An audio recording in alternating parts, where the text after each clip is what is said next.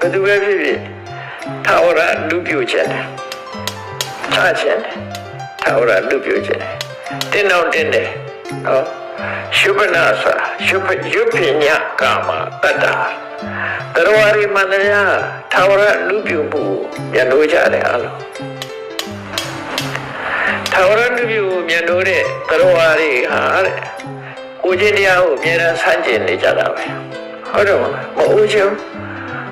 င်းလို့ဘူတောက်ထိုးတာတို့ဆေးဆိုးတာတို့ပေတွန်းတာတွေကာဝယ်တာတို့ပေတွန်းလာပြီဆိုရင်နိုင်ငံခြားသွားပြီးအကြီးကိုတင်းအောင်ချုပ်ထားတို့မျိုးစုံလုံးတယ်လေသွားကျွရင်လည်းသွားအသစ်ဆိုင်တာတို့ကိုရုပ်ကိုကြီးဖြစ်လာတာကိုအများရဆန့်ကျင်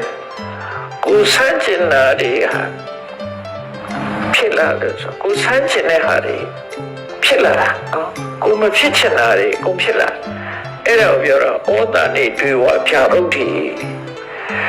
လူတိုင်းဟာကိုမဖြစ်ချင်တာတွေရွေ့ဖြစ်တာကောငယ်လူပြချင်တာလည်းမရဘူး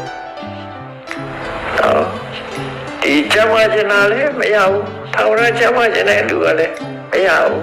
ယောဂရတာပဲအဲထာဝရဒီအသက်ရှင်နေတာလည်းမရဘူးသိခြင်းတရားရောက်လာပြန်ဆန့်ကျင်နေတာတွေအကုန်ရောက်ထာဝရကောင်းစားအောင်မြင်နေတာလည်းမရဘူးထာဝရနာမည်ကြီးနေတာလည်းမရဘူး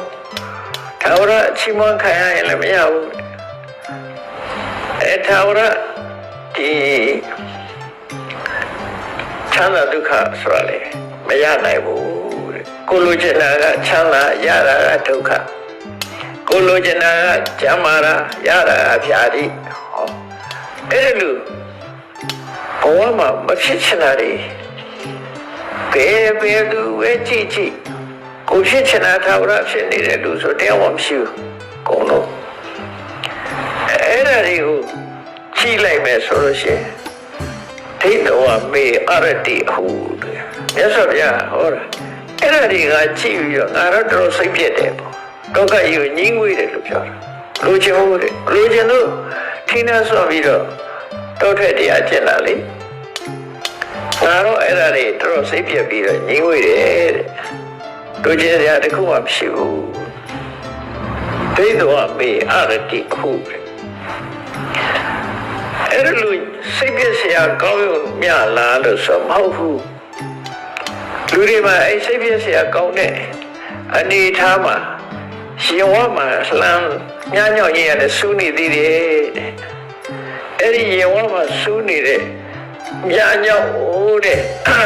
ငါမြင်ခဲ့တဲ့လူတွေကမမြင်ကြဘူးကိုယ့်ရင်ထဲမှာညညောင်ကြီးစူးနေတော့မမြင်ကြဘူးတဲ့စူးမတော့မသိဘူးစူးမမသိဘူးစူးမမသိတဲ့ညညောင်ကြီးရှိတယ်ဆိုတာငါကတော့တွေ့တယ်မြတ်စွာဘုရားပြောတာငါကတော့အဲ့ဒီလူတိုင်းရဲ့ရင်ထဲမှာညညောင်နေစူး